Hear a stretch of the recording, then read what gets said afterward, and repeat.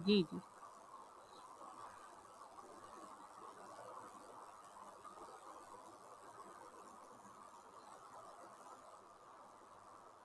मैं पहले आपको अपने बारे में इंट्रोडक्शन दे देती हूँ।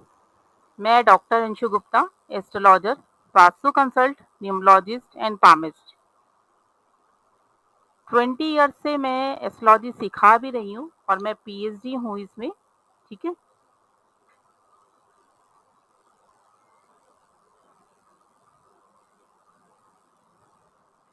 एस्ट्रोलॉजी क्या है? एस्ट्रोलॉजी है 9 ग्रह, 12 राशि, 27 नक्षत्रों का कॉम्बिनेशन। जब हम इस पृथ्वी पर जन्म लेते हैं, उस समय का एक तरीके से एक स्क्रीनशॉट खिंच जाता है। जब हमारा जन्म होता है उसके अकॉर्डिंग ट्रांजिट में जो प्लैनेट मूव कर रहे होते हैं, वो हमारा पास्ट, प्रेजेंट और फ्यूचर डिसाइड कर देते हैं। हमारा पास्ट कैसा था, हमारा प्रेजेंट कैसा होगा, कैसा चल रहा है और हमारा भविष्य किस तरह से रहेगा। एस्ट्रोलॉजी को सीख कर हम अपना प्रेजेंट तो अच्छा कर ही सकते हैं, जो भी समस्याएं हमारे जीवन में आ रही हैं उसको तो हम ठीक कर ही सकते हैं, साथ ही साथ हम अपना भविष्य भी अच्छा कर सकते हैं। और जो हम पास्ट में कर कर आए हैं उसको भी हम सुधार सकते हैं, क्योंकि जो हमने पास्ट में किया है उसी के अकॉर्डिंग हमारा आने वाला भविष्य होगा। तो एस्ट्रोलॉजी से हम कैसे बेनिफिट ले सकते हैं? एस्ट्रोलॉजी आप 2-3 तरीके से उसका यूज़ कर सकते हैं। एक तो आप अपना भला कर सकते हैं, अपने परिवार का अच्छा कर सकते हैं।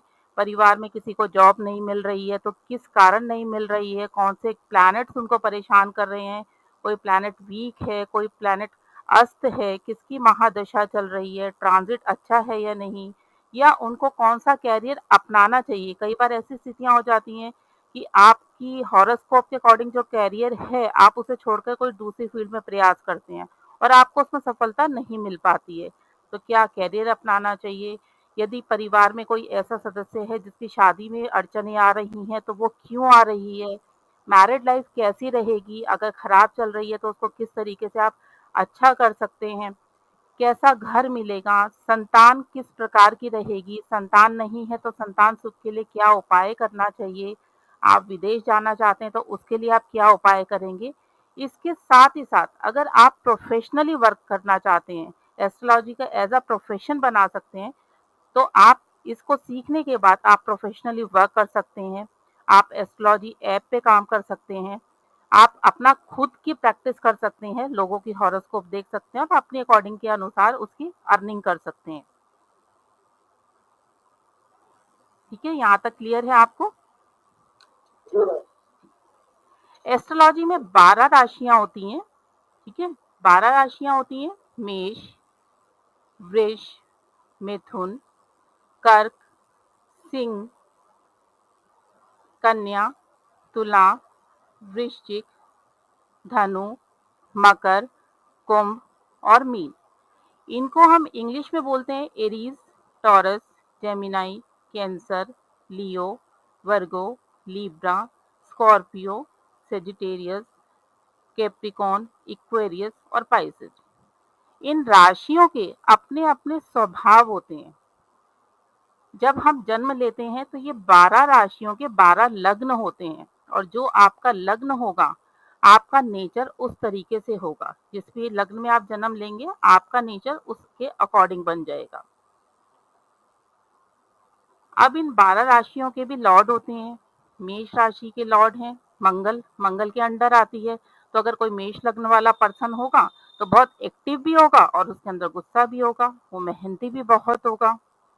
वृष लगन है, वृष राशि है, शुक्र है इसके लॉर्ड।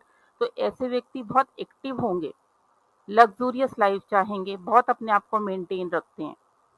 मिथुन राशि, इसके लॉर्ड है बुध, इनकी वाणी बहुत अच्छी होगी, किसी को भी कन्विंस करना इनकी क्वालिटी होगी। कर्क राशि के लॉर्ड हैं चंद्रमा, ऐसे व्यक्ति किसी भी बात को समझाना हो तो बहुत अच्छे से समझा पाते हैं, पर बहुत जल्दी गुस्सा आता है और बहुत जल्दी शांत भी हो जाते हैं। सिंह, सूर्य, सूर्य वाली क्वालिटीज होंगी इनके अंदर, अपनी जो भी जिस भी चीज को चाहते हैं उसको पाकर रहते हैं।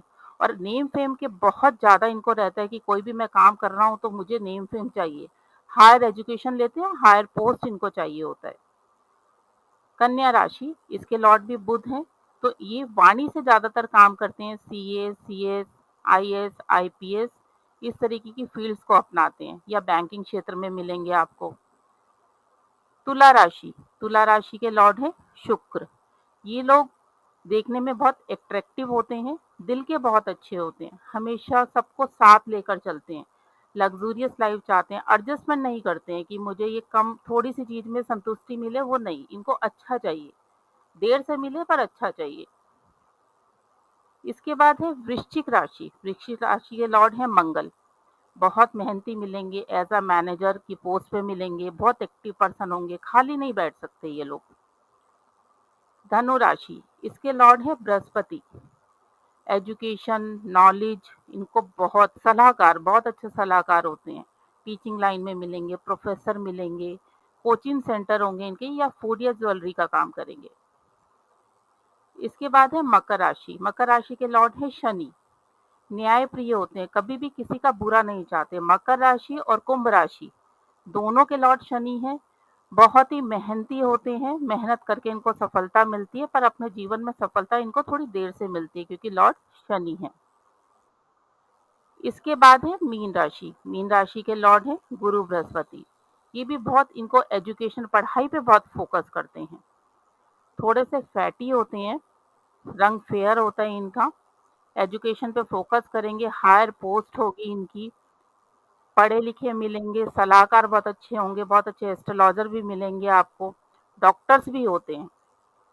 तो ये 12 राशियां हैं, 12 राशियां हैं, इनके लॉर्ड हैं। और लगभग मैंने आपको बताया कि अगर ये लग्न होगा किसी का तो उनका नेचर किस तरह से होगा। तो ये 12 राशियां क्लियर है आपको? कोई डाउट है तो पूछ लीजिए। जी। इसके बाद आते हैं 9 ग्रह। जैसे कि मैंने आपको शुरुआत में बताया कि हमारा जीवन 9 ग्रह, 12 राशि और 27 नक्षत्रों पर निर्धारित है। तो अभी हमने राशि जानी, अब हम ग्रहों के बारे में जानेंगे। सबसे पहले आते हैं सूर्य। सूर्य क्या है? मैं। जैसे घर फैमिली के अंदर फादर होते हैं ना, सबकी केयर करके चलने वाले। फादर ने जैसे ही एंट्री करी कि फादर आ गए तो हर चीज़ एक सिस्टम में आ जाती है। बच्चे शैतानी कर रहे हैं तो शैतानी छोड़ देते हैं, घर बिखरा होता है तो एकदम साफ हो जाता है। सूर्य पृथ्वी पर अकेला चमकता है, तो सबकी केयर करके चलते हैं। हर चीज़ सिस्टम में चाहिए, नेम फेम चाहिए, कोई भी चीज़ चाहिए तो बहुत अच्छे सिस्टमैटिक तरीके से चाहिए। तो सन जिनका भी अच्छा होगा हॉरोस्कोप के अंदर, वो बहुत एक्टिव होंगे, उनमें गुस्सा भी बहुत होगा और हमेशा हाई पोस्ट पे मिलेंगे।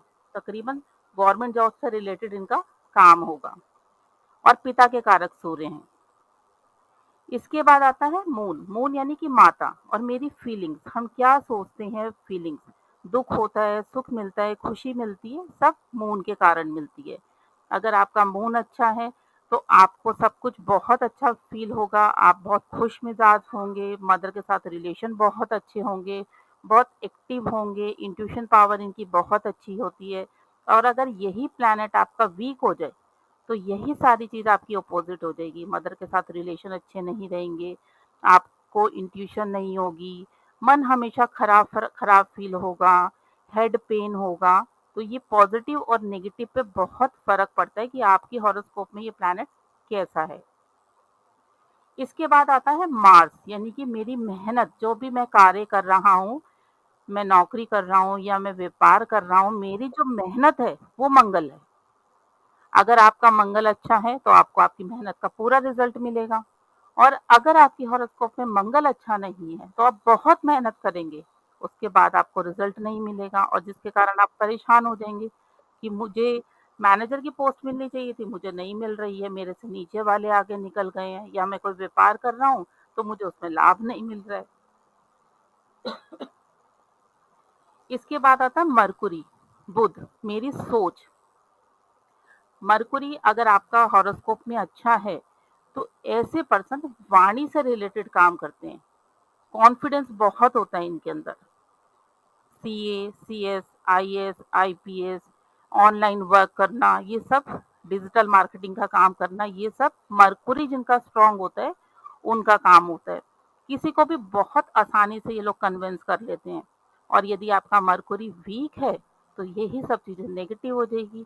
आपने बहुत सारे लोग ऐसे देखे होंगे जो बात करते हैं तो टोंटिंग वे में बात करेंगे या आपको उनकी बात करने का तरीका पसंद नहीं आएगा। आपको लगेगा मैंने इनसे बेकार ही कोई बात करी, मुझे अच्छा नहीं लगा। उनका मरकुरी वीक होता है, स्किन प्रॉब्लम होती है जिनका मरकुरी वीक होता है। इसके बाद आते हैं जुपिटर। जुपिटर यानी कि ग्रो करना। मैं अपने जीवन में कैसे आगे बढ़ूंगा, मुझे कैसी एजुकेशन मिलेगी, मेरे पास कितना धन होगा, विवाह कैसा होगा, वैवाहिक जीवन कैसा रहेगा, संचित धन मेरे पास कितना होगा, सब जुपिटर आपको बताएगा। आपकी मैरिड लाइफ कैसी रहेगी, अगर आपका जुपिटर अच्छा है तो आपकी एजुकेशन बहुत अच्छी रहेगी, आपका विवाह एक अच्छे परिवार में होगा और वैवाहिक जीवन अच्छा होगा। संतान का कारक भी जुपिटर है।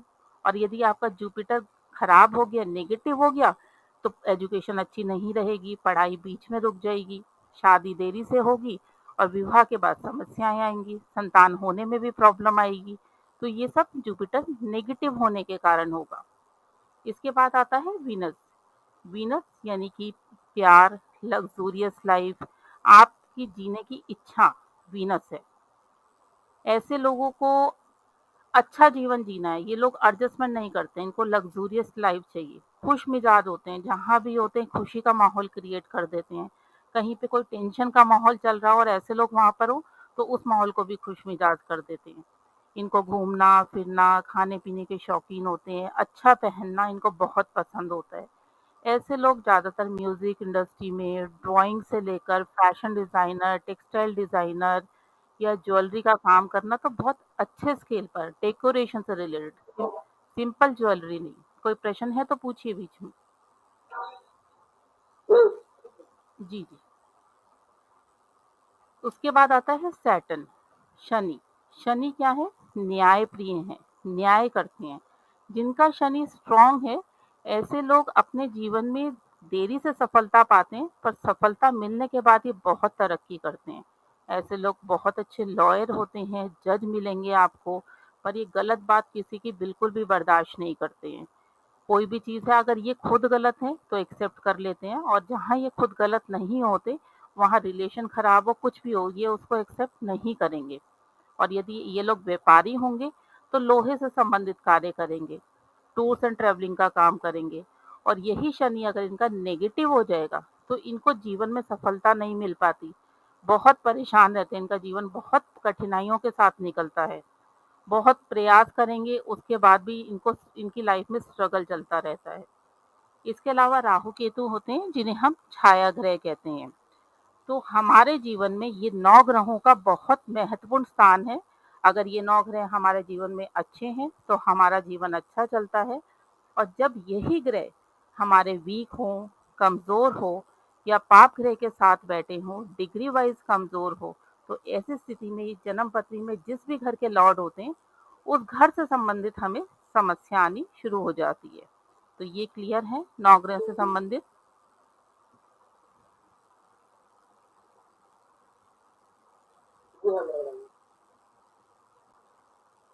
संगीता जी आपको भी क्लियर है?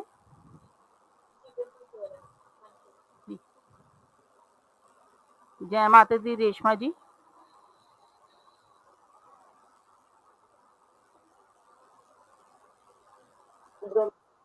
जी रेशमा जी, अभी तक हमने समझा है कि हमारी हॉरोस्कोप में 9 ग्रह, 12 राशि और 27 नक्षत्रों का बहुत ही महत्वपूर्ण रोल है।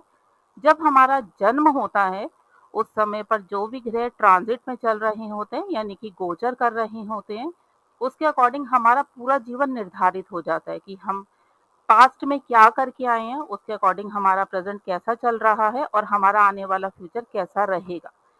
तो हम अपनी हॉरोस्कोप से सब जान सकते हैं कि हमारा आने वाला कल कैसा होगा और जो बीत चुका है वहाँ हम किस तरीके के कर्म कर कर आए हैं। ठीक है, मैं थोड़ा सा आपको शॉर्टकट में बता देती हूँ।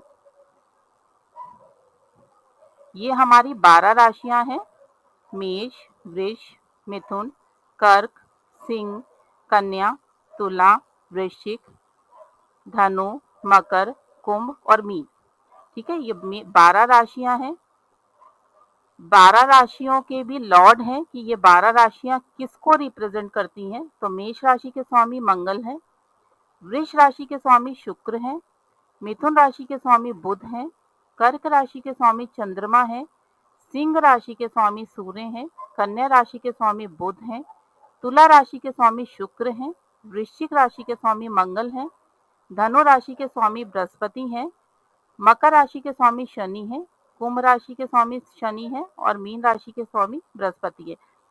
राशि के स्वामी का नेचर जैसा है वैसा ही राशि आपको फल देगी। इसके बाद मैंने बताया 9 ग्रह होते हैं, सबका जीवन 9 ग्रहों पे आधारित है। तो सूर्य क्या है? सूर्य मैं है, यानी कि मैं खुद किस तरीके से कार्य करूँगा। पिता का कारक है सूर्य, आपके करियर का कारक है सूर्य, ठीक।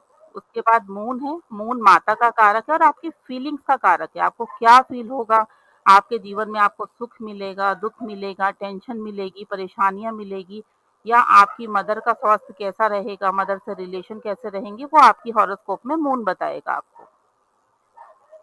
उसके बाद है मार्स यानी कि मंगल, आप जो कार्य कर रहे हैं उसमें आपको सफलता मिलेगी, निराशा मिलेगी, आपकी मेहनत का आपको रिजल्ट मिलेगा कि नहीं मिलेगा, बड़े भाइयों से रिलेशन भी मार्स बताता है। तो इससे आप जान सकते हैं मंगल की स्थिति किस प्रकार से है, तो आप जो करियर अपना बनाना चाहते हैं उसमें आपको किस प्रकार की सफलता मिलेगी वो मंगल बताएगा। मरकुरी बुध यानी कि आपकी वाणी और आपकी सोच, जो भी आप कार्य कर रहे हैं उसको लेकर आपकी सोच कैसी है, आप उसमें प्रोग्रेस करेंगे या आप उसमें डाउन जाएंगे, आप व्यापार करेंगे, आप जॉब करेंगे या आप विदेश जाएंगे, ये सब कुछ आपको मरकुरी बताएगा। इसके बाद है जुपिटर, आप अपनी लाइफ में क्या नॉलेज लेंगे, कितनी एजुकेशन लेंगे, आपकी मैरिड लाइफ कैसी रहेगी, संतान होगी या नहीं होगी, कितना पैसा रहेगा, आप लाइफ में किस तरीके से ग्रो करेंगे, जुपिटर बताएगा आपको। वीनस, आपको क्या लग्जूरियस लाइफ मिलेगी, आपकी रिलेशनशिप कैसी रहेगी, लव लाइफ होगी या अरेंज मैरिज होगी, आपकी लग्जूरियस लाइफ होगी या सिंपल लाइफ होगी, पैसा आपके पास ज़्यादा होगा या लिमिटेड होगा, सब वीनस बताएगा आपको। सैटर्न, न्यायप्रिय, आप अपने भविष्य में क्या अचीव करेंगे, आपको वो सैटर्न बताएगा। सैटर्न वालों को सफलता देर से मिलती है, पर जब सफलता मिलती है उसके बाद वो कभी डाउन नहीं आते हैं। ऐसे लोग लॉयर, जज या लोहे से संबंधित कार्य करते हैं। इसके अलावा राहु केतु होते हैं जो छाया ग्रह होते हैं, उनको मेन प्लैनेट्स में नहीं लिया जाता फिर पर उनकी वैल्यू बहुत होती है। ठीक है, इसके बाद आते हैं 27 नक्षत्र। जब भी कोई जन्म लेता है तो हम सबसे पहले देखते हैं कि उनका नक्षत्र कौन सा है, कौन से नक्षत्र में उन्होंने जन्म लिया है, वो नक्षत्र पॉजिटिव है या नेगेटिव है, तो वो हम देखते हैं। तो ये 27 नक्षत्र कौन से हैं? अश्वनी, भरणी, कृतिका, रोहिणी, मृगशिरा, आद्रा, पुनर्वसु, पुष्य, अश्लेषा, मगा, पूर्वा फाल्गुनी, उत्तरा फाल्गुनी, हस्त, ज्येष्ठा, अनुराधा, वृश्चिका, स्वाति, चित्रा, श्रवण, उत्तराषाढ़ा, पूर्वाषाढ़ा, मूल नक्षत्र, रेवती नक्षत्र, उत्तरा भाद्रपद, पूर्वा भाद्रपद और शतभिजा। इसके अलावा एक नक्षत्र और है जिसे अभिजीत नक्षत्र कहा जाता है। ये अभिजीत नक्षत्र सभी नक्षत्रों में सबसे शुभ माना जाता है और रोज इसका आधे घंटे का समय आता है। जब भी हमें कोई भी कार्य करना होता है तो हम अभिजीत मुहूर्त देख लेते हैं और उसमें हम कोई भी कार्य आराम से कर सकते हैं, हमें कोई मुहूर्त निकालने की आवश्यकता नहीं पड़ती है। इसको सबसे शुभ शुभ नक्षत्र माना जाता है। और बाकी ये जो नक्षत्र हैं इसमें से कुछ नक्षत्र ऐसे हैं जिसमें अगर आप जन्म लेते हैं तो आपने सुना होगा कि बच्चे का जन्म मूल नक्षत्र का है, भारी नक्षत्र है, पूजा करानी होगी। 27 दिन बाद पूजा की जाती है जिसमें 27 जगह की मिट्टी, 27 जगह का पानी, 27 पंडितों को बुलाकर विधि विधान से पूजा की जाती है। नक्षत्र क्लियर है आपको?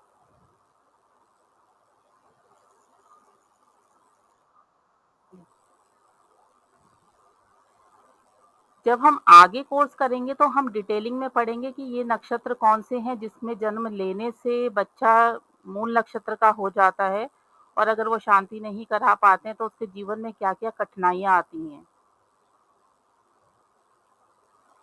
ये जन्म पत्री के 12 भाव हैं, ठीक है? आपने देखा होगा, आपने हॉरोस्कोप खोली होगी तो इस तरीके से एक बॉक्स बना होता है जिसमें राशियाँ और ग्रह लिखे होते हैं, है ना?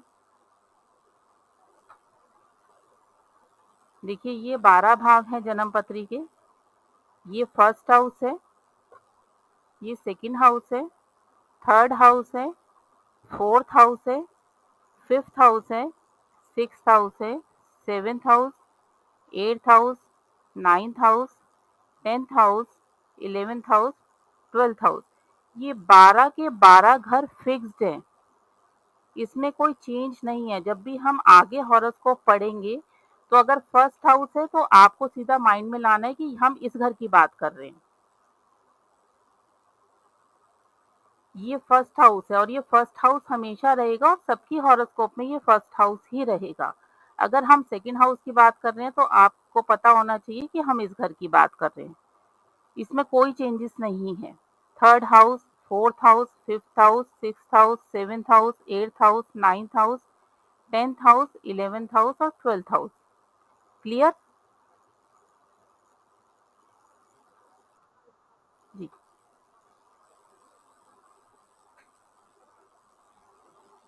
अब हमने ये तो जान लिया है कि हॉरोस्कोप के अंदर 9 ग्रह होते हैं, 12 राशियाँ होती हैं, 27 नक्षत्र होते हैं। हमें ये भी पता चल गया है कि हॉरोस्कोप के अंदर 12 घर होते हैं और 12 घर जो होते हैं उनमें कौन-सा घर कौन से नंबर पे आता है। पर उन 12 घरों से हम क्या जान सकते हैं? या हमें कोई प्रॉब्लम आ रही है तो हम कौन-सा घर देखेंगे? अगर मुझे शादी की प्रॉब्लम आ रही है तो मैं उसके लिए कौन-सा घर देखूँगी?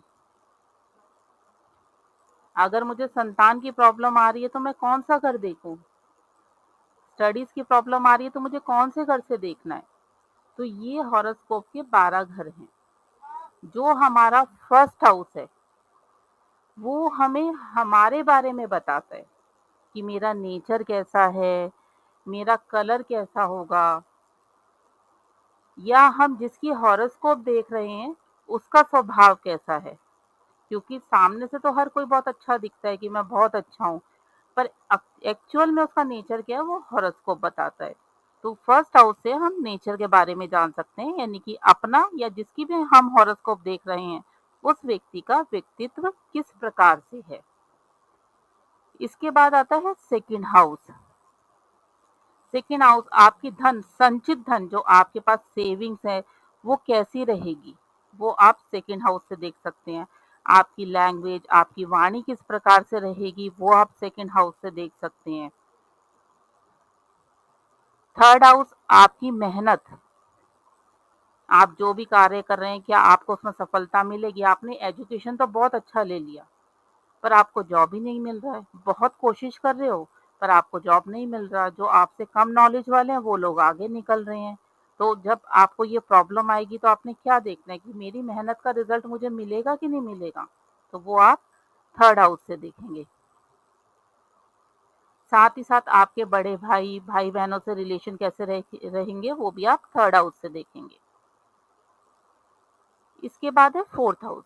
आपके जीवन का सुख, आपको घर का सुख कैसा मिलेगा?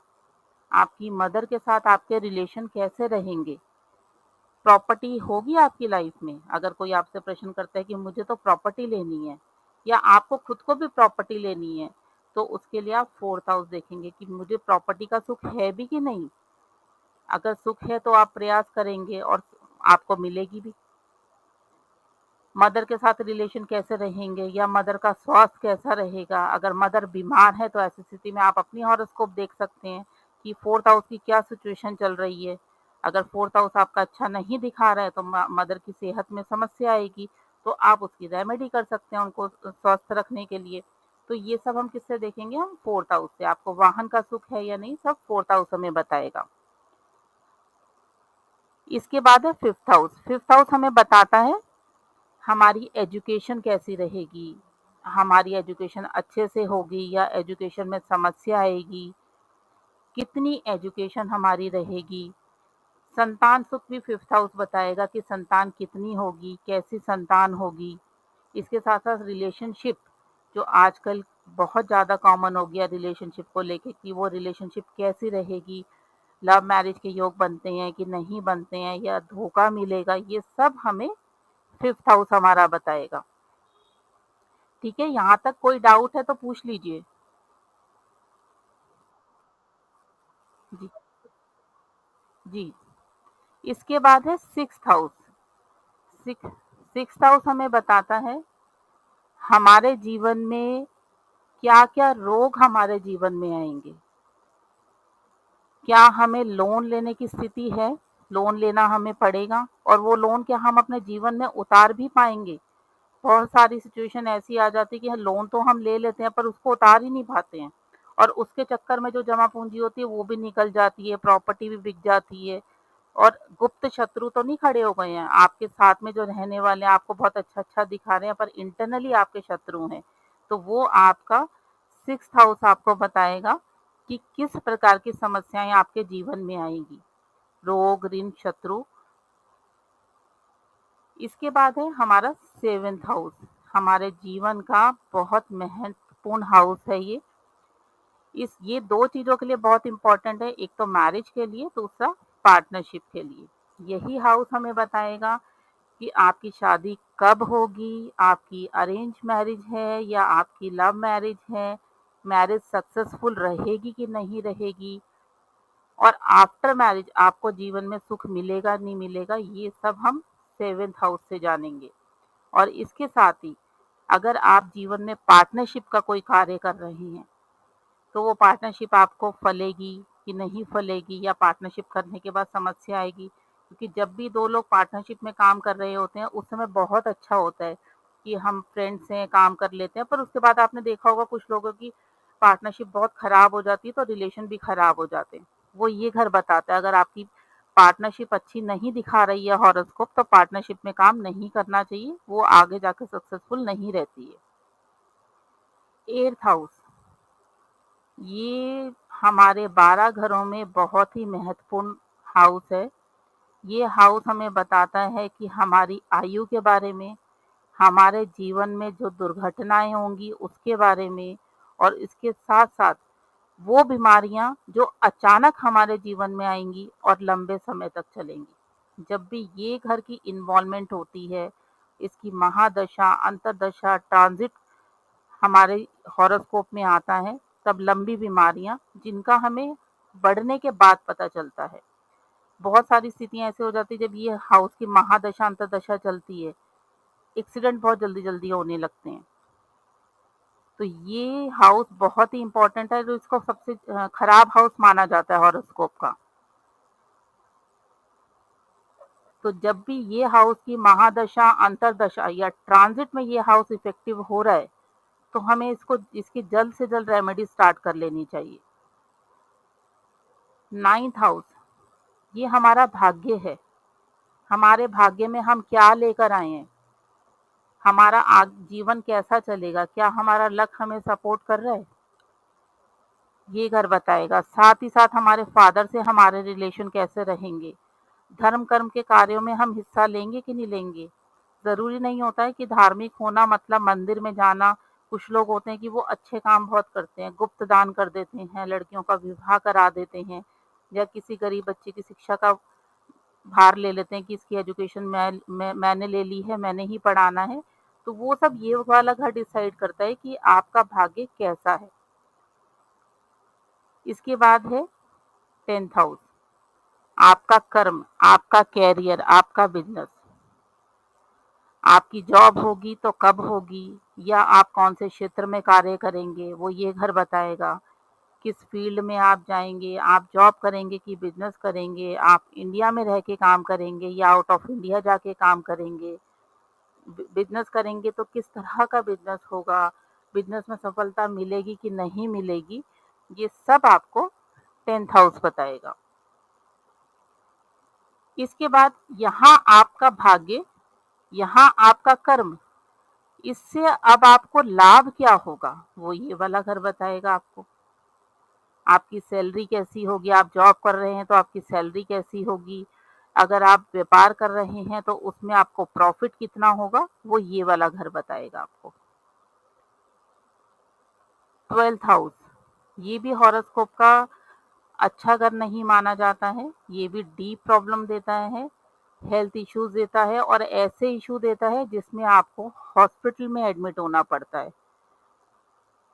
कोर्ट केस देता है, अगर ये हाउस आपका इन्वॉल्व हो गया तो कोर्ट कचहरी के चक्कर काटने पड़ जाएँगे। दूसरी तरफ एक पॉज़िटिव ये देता है कि आपको विदेश भी लेके जाता है। तो वो हॉरोस्कोप बताता है कि ये जो रिज़ल्ट आपको देगा किस प्रकार से देगा, क्या आपके ऊपर कोई केस चलेगा या आपको हॉस्पिटलाइज़ होना पड़ सकता है या फिर विदेश योग बन रहा है। तो हॉरोस्कोप के अंदर 6th हाउस, 8th हाउस और 12th हाउस, ये तीनों सबसे नेगेटिव हाउस है। जब भी इनकी महादशा, अंतर्दशा या प्रत्यंतर दशा हमारे जीवन में शुरू हो जाती है, तो हमारे जीवन में कठिनाइयाँ आनी शुरू हो जाती है। वो डिपेंड करता है कि हम किस स्टेज पे हैं। अगर बच्चा है, छोटा बच्चा है, तो उसको हेल्थ इश्यूज़ हो जाएँगे। अगर कोई विवाह योग्य है, तो उसके विवाह में बाधाएँ आनी शुरू हो जाएँगी, विवाह में देरी होगी, विवाह में अड़चन होगी, रिलेशनशिप अच्छे से नहीं चलेगी और यदि कोई करियर का प्रयास कर रहा है, तो उसके करियर में समस्या उत्पन्न हो जाएगी। व्यापार कर रहा है, तो उसका व्यापार में उसको मुनाफ़ा नहीं होगा, नुकसान होना शुरू हो जाएगा। तो ये हॉरोस्कोप बताएगी कि ये स्थितियाँ हमारी हॉरोस्कोप में कैसे बन रही है। क्या आपकी हॉरोस्कोप में ये वाले घर एक्टिवेट हैं या नहीं हैं? ये सब हमारी हॉरोस्कोप बताएगी। करियर कैसा रहेगा, ये घर अगर आपका स्ट्रॉन्ग है, तो आपका करियर बहुत अच्छा रहेगा और ये घर आपका वीक है, तो समस्या आएगी।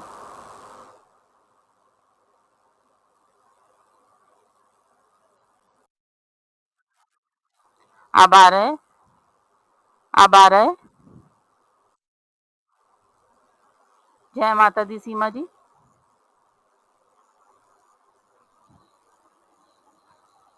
यहाँ तक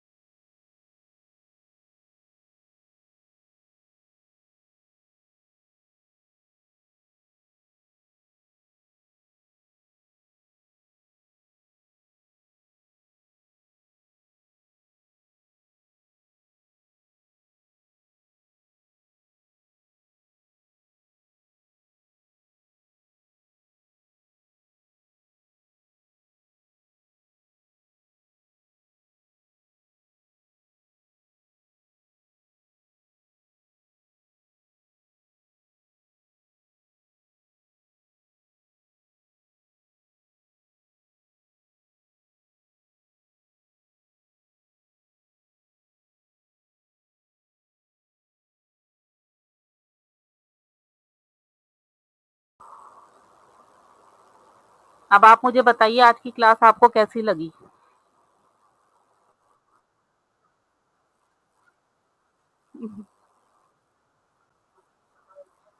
जी। हाँ, आपको ये पता चल गया 12 भाव किस प्रकार से होते हैं, उन्हें हम किस तरीके से देखते हैं। कोई समस्या आपके पास आई है तो अब आपने उसके लिए कौन-सा घर देखना है और इसके बाद अब आपने मंगल मिलान भी जाना है कि अगर कोई हॉरोस्कोप है, आपसे कोई सामने से बोलता है कि क्या मैं मांगलिक हूँ? तो आप देख के बता सकते हैं उन्हें कि अब आप मांगलिक हैं या नहीं। तो अब बताइए आप कंटिन्यू आगे करना चाहेंगे? जी।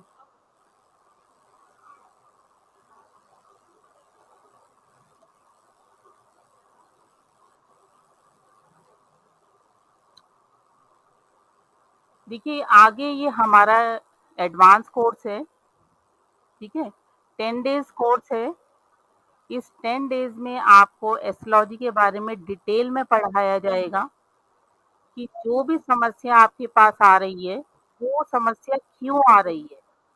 आगे महादशा, अंतरदशा हम पढ़ेंगे, ट्रांज़िट पढ़ेंगे। अगर कोई समस्या आई है, तो उसका क्या समाधान है? आप उसको कैसे दूर करेंगे? आपने किसी के हॉरोस्कोप में देखा कि उसको करियर में बहुत परेशानी आएगी, तो आप उसको कैसे करेंगे, कैसे दूर करेंगे?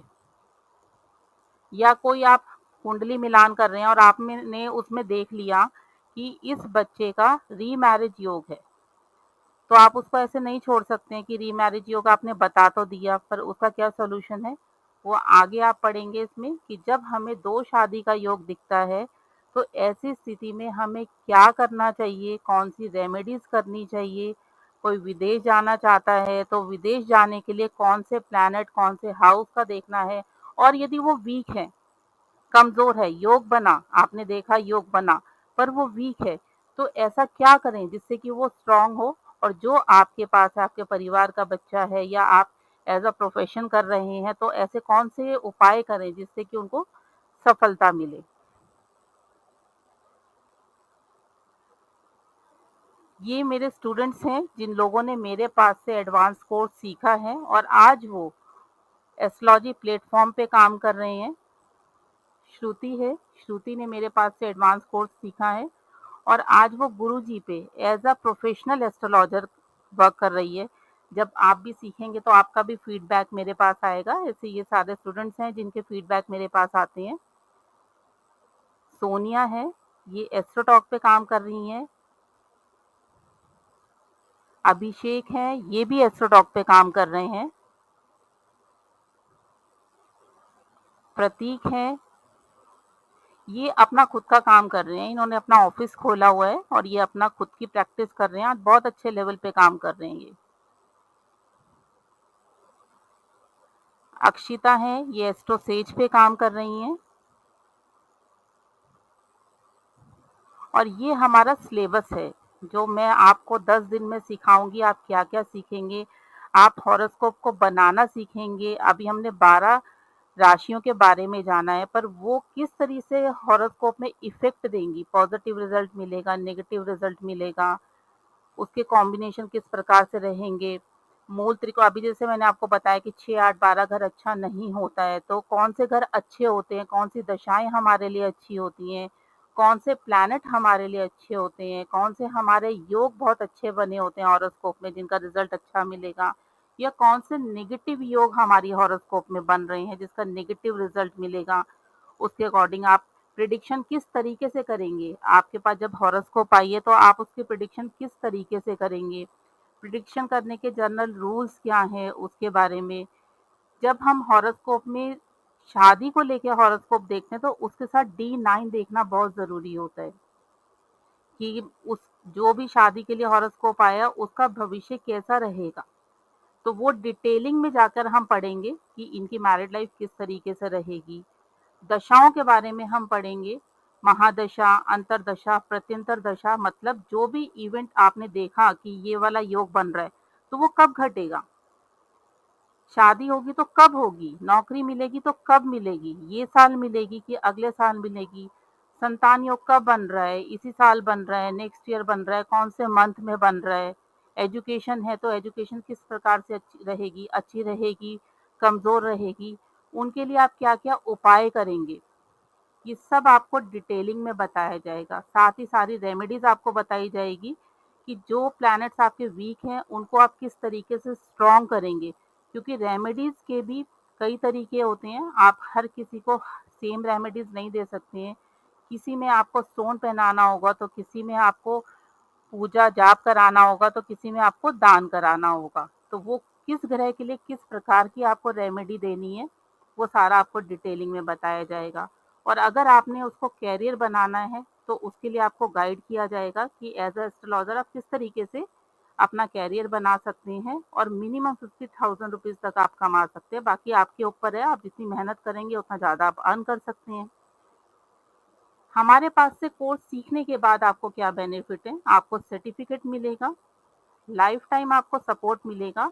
आगे आप प्रैक्टिस करेंगे, कोई भी आपको डाउट आ रहा है, तो उसके लिए आपको लाइफ टाइम सपोर्ट है। आप मेरे से डिस्कस कर सकते हैं कि ये प्रॉब्लम आ रही है, यहाँ पे ये चीज़ मुझे क्लियर नहीं हो रही है, तो वो आपके पूरा सपोर्ट मिलेगा। साथ ही आप क्लास लेंगे, हर क्लास की आपको रिकॉर्डिंग मिलेगी और आपको ग्रुप के अंदर ऐड किया जाएगा और उसमें इंफॉर्मेटिव बहुत सारी चीज़ें मिलेंगी। डेली राशिफल है, पंचांग है, एस्ट्रो टिप है, ये आपको डेली का मिलेगा।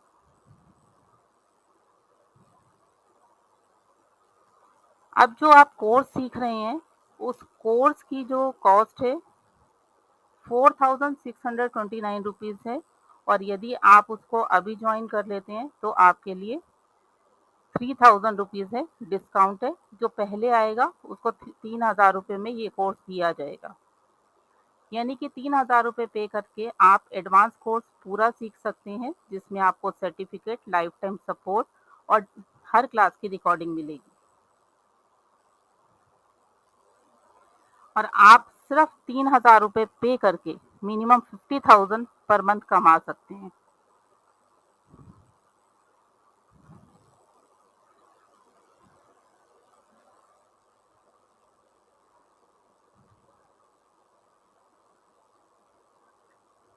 मेरा अभी रिसेंटली एक बैच खत्म हुआ है, उनके मैं आपको वीडियो दिखा रही हूँ। जो अभी रिसेंटली बैच खत्म हुआ, उसमें कुछ लोगों ने फीडबैक मुझे भेजा है।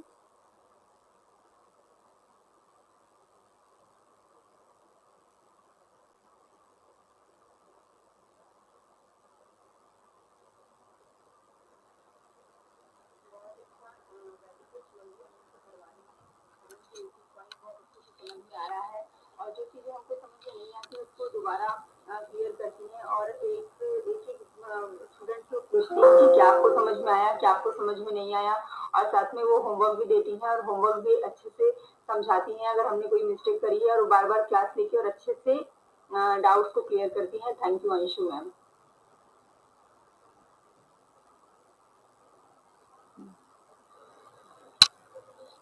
गुड आफ्टरनून मैम, आपके पढ़ाने का मेथड बहुत अच्छा है।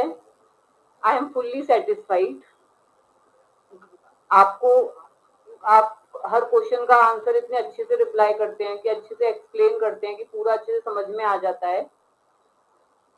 ओवरऑल सब अच्छा है, क्लास अच्छे से जा रही है हम लोगों की। Thank you ma'am.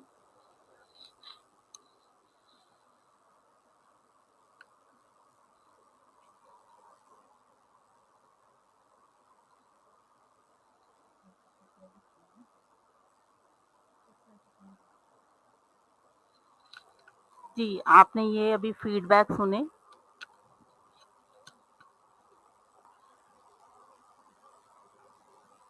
बिल्कुल डीपली आपको सिखाया जाता है। जब भी कोई क्लास ली जाती है, आपके कॉन्सेप्ट को किया जाता है। जो आप सीख रहे हैं वो आपको समझ में आना चाहिए। जिसमें आपको होमवर्क भी दिया जाता है, जो क्लास होती है, जो भी टॉपिक होते हैं उससे रिलेटेड आपको होमवर्क दिया जाता है, जिससे कि मुझे पता चले कि वो चीज़ आपको क्लियर हुई है कि नहीं हुई है। और जहाँ मुझे लगता है कि ये चीज़ आपको क्लियर नहीं हुई है, तो मैं वो डाउट दोबारा नेक्स्ट क्लास में क्लियर कर देती हूँ।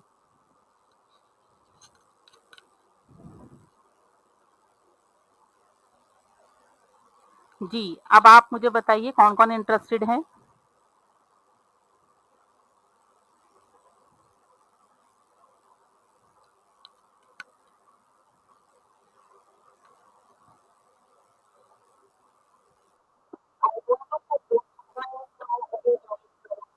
जी, कोई बात नहीं, कोई बात